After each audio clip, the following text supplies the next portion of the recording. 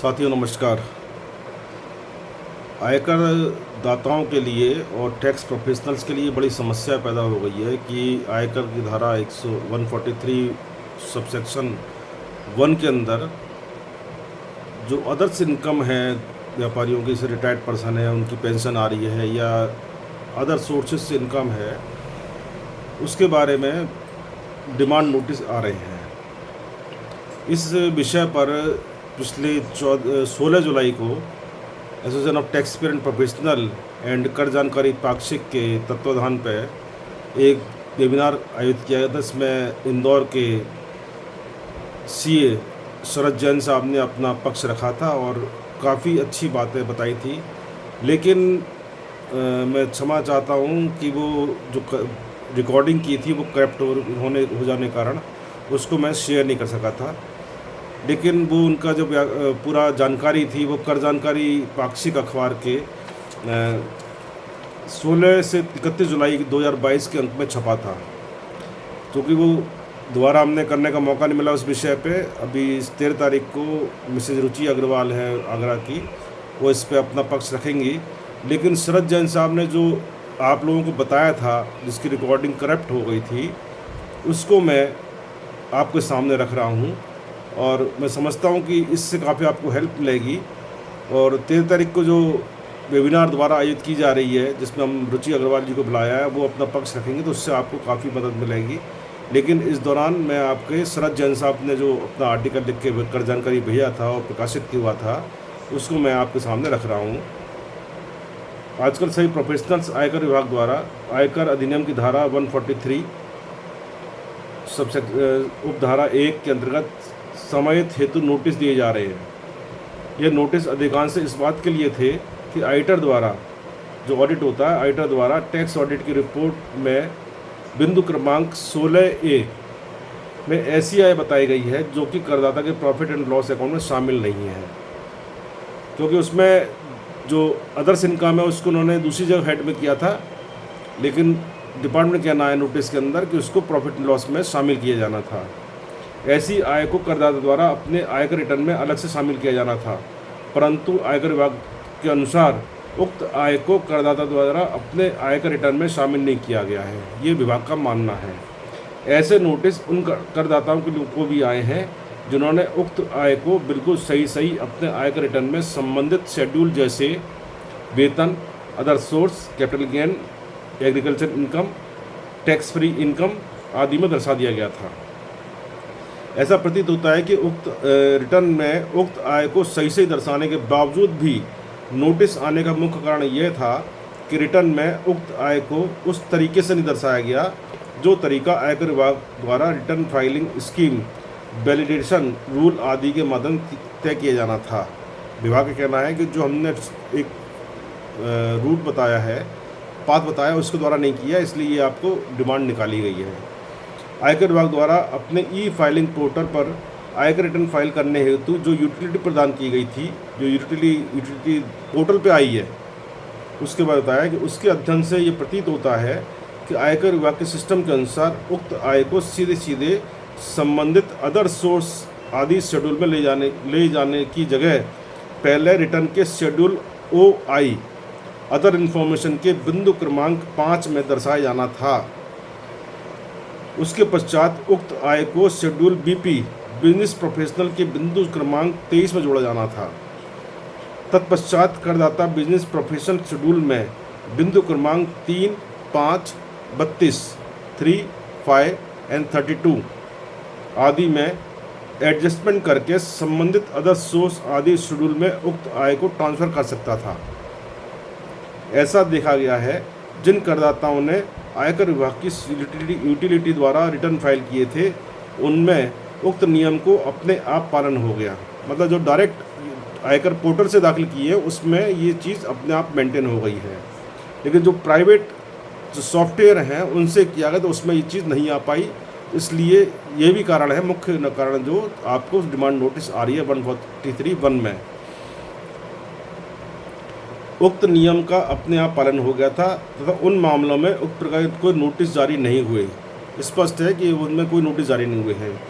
पूर्व में जब उक्त नोटिस जारी हुए थे तब बहुत से करदाताओं ने अपने आयकर रिटर्न द्वारा उक्त पद्धति द्वारा रिवाइज कर दिए गए थे।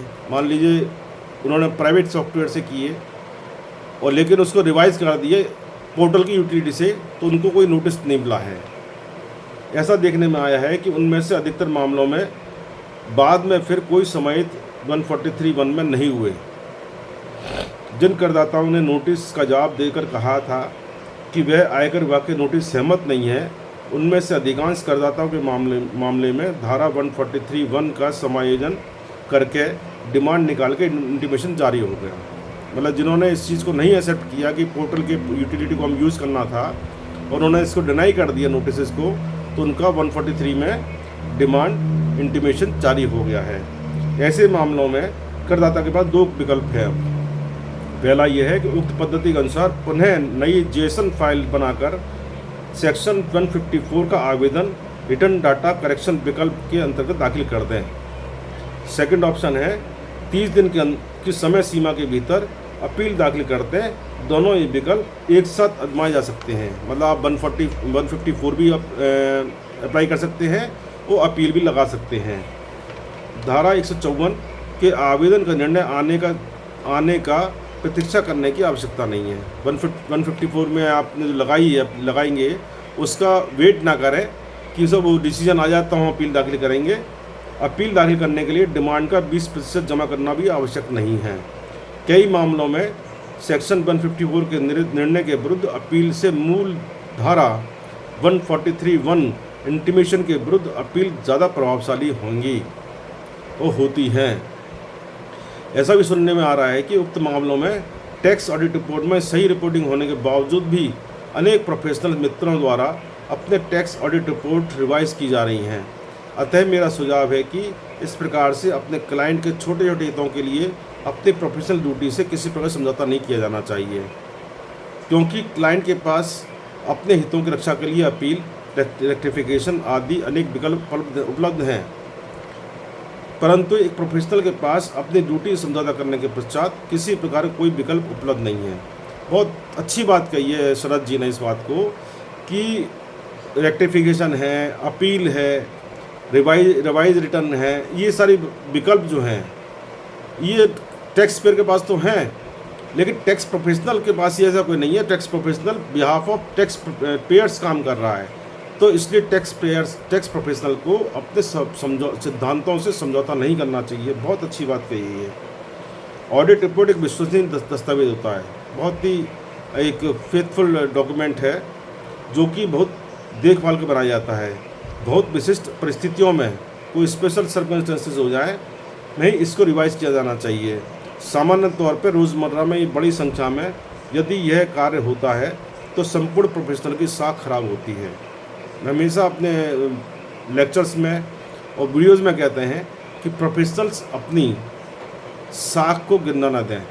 प्रोफेशनल्स के जो इथिक्स हैं उनके साथ कुछ समझौता ना करें। यही बात शरद जी ने कही है। मैं शरद जी को बहुत अप्रिशिएट कर रहा हूँ और जो मेरे विचारों से सहमत होते हैं प्रोफेशनल, उनको भी मैं सम्मान करता हूँ, उनकी भावना सम्मान करता हूँ। कई मामलों में भिन्न प्रकार के भी, जैसे कि आय प्रॉफिट लॉस अकाउंट में शामिल है, परंतु उसके बावजूद भी टैक्स ऑडिट रिपोर्ट के उक्त बिंदु 16A बिंदु में रिपोर्ट कर दी गई। कई आय टैक्स ऑडिट रिपोर्ट के अन्य बिंदुओं में रिपोर्ट की जानी थी, परंतु भूलवश उक्त बिंदु क्रमांक 16A रिपोर्ट कर दिया गया। ऐसे मामले के समाधान हेतु अन्य उचित उपाय अपनाने होंगे। शरद जैन साहब ने एक पर्सनल रिक्वेस्ट करी है, कृपया थोड़ी सी परेशानी से बचने के लिए अगले साल टैक्स ऑडिट रिपोर्ट में यदि कोई इनकम 16A में रिपोर्ट तैयार करने योग्य है तो इसे रिपोर्ट करने से बचे नहीं, इसको नेगलेंस ना करें। 16A में आप रिपोर्ट करें, कृपया उसे अवश्य रिपोर्ट करें, अन्यथा टैक्स ऑडिट की उपयोगिता में कमी आएगी। तो टैक्स ऑडिट की रिपोर्ट्स की जो वैल्यू होती है वो वैल्यू गिरेगी, तो जब वैल्यू गिरेगी तो आपकी वैल्यू भी गिरेगी। टैक्स मतलब ख़ास तौर से सीए के लिए मैं ये बात कहना हूँ और शरद जी ने भी कही है। हमारे टैक्स ऑडिट रिपोर्टिंग की पद्धति में थोड़ा सा बदलाव लाएं, कुछ ज़बरदस्ती नहीं। जहाँ जो सही है केवल वहीं पे ऐसी रिपोर्ट तैयार करें जिससे रिटर्न में खाते वहीं के नेट प्रॉफिट में कुछ एडिशन हो, इससे भी टैक्स ऑडिट की उपयोगिता अधिक दिखेगी। तो साथियों, शरद जैन साहब ने बहुत अच्छी बात कही है अपने विचारों में, और इस बात पर ध्यान देना चाहिए अब टैक्स प्रोफेशनल्स को कि ठीक है, आज देश में ITRs की संख्या बहुत बड़ी संख्या में बदलाव हुआ है। 14 की अगर मुकाबला करेंगे आप तो ITRs की संख्या में तिगुना दाखिल हो रहे हैं। जो सन 14 में 3,50,00,000 के आसपास ITR दाखिल होते थे, लास्ट ईयर 9,45,00,000 करीबन ITR दाखिल हुए हैं, जिसमें 31 जुलाई तक जो इंडिविजुअल थे या HUF थे वो 5,83,00,000 दाखिल हो चुके हैं। ऑडिट रिपोर्ट्स के लिए 30 सितंबर डेट है, उसमें काफ़ी अच्छी संख्या में दाखिल होंगे कि हमारा देश आत्मनिर्भर देश बनता जा रहा है, GDP बढ़ रही है और इंडस्ट्री बढ़ रही हैं। लेकिन शॉर्ट पीरियड मानते हुए आप क्वांटिटी तो लें, लेकिन क्वालिटी से समझौता ना करें। मेरा भी आपसे यही अपील है और शरद जैन साहब का यही आपसे अपील है। मैं शरद जैन साहब की बात से बिल्कुल सहमत हूँ, और मैं अन्य जो प्रोफेशनल्स हैं मैं उनसे भी जो मेरी इस बात से और शरद जी की बात से सहमत होते हैं। बता दूँ, इस मामले में विनोद पाटनी साहब हैं दिल्ली के, वो जयपुर के, और संदीप बंसल हैं फिरोजाबाद के, अंजलि श्रीवास्तव लखनऊ के हैं, संदीप गुप्ता जी कानपुर के हैं, और बहुत सारे साथी मेरे हैं जो इस बात को कहते हैं कि कंप्रोमाइज़ ना करा जाए क्वालिटी से, क्वालिटी मेंटेन किया जाए रिटर्न दाखिल करने में। तो आप भी क्वालिटी मेंटेन करें, क्वांटिटी तो आएगी। अब प्रोफेशनल भाई ITR जमा होंगे तो किस पे जाएगा? प्रोफेशनल्स पे, चाहे वो CA हो, चाहे CS हो, चाहे एडवोकेट हो, लेकिन क्वालिटी बना के रखें। क्लाइंट को जाता है चला जाए, लेकिन क्वालिटी से कंप्रोमाइज़ ना करें। धन्यवाद। और मैं समझता हूँ इस वीडियो को आप पूरी देखेंगे, सब्सक्राइब भी करेंगे और शेयर भी करेंगे अपने मित्रों को, और मैं बहुत जल्दी अगली वीडियो के साथ आऊँगा। एक बता दूँगा आपको कि अपनी नेशनल फोरम जो संस्था है, association of tax payer and professional, वो 13 तारीख को, अभी 13 अगस्त को, section 194R capital gain in shares and mutual fund आदि विषयों पे ये वेबिनार करने जा रहा है। उसमें स्पीकर मिसेज रुचि जैन है, कंक्लूजन जो है CA RK अग्रवाल रामपुर के हैं, और एडवोकेट संतोष गुप्ता जी कानपुर के हैं, वो अपना कंक्लूजन देंगे। तो आप लोगों से मैं अनुरोध करूँगा, अपील करूँगा कि वेबिनार अवश्य अटेंड करें, जिससे आपके विषय पे आपको जानकारी होगी। और लिंक के लिए आप मुझे 9410664214 पे व्हाट्सअप भेजें, मैं आपको लिंक शेयर करूँगा। नमस्कार, जय हिंद, जय भारती।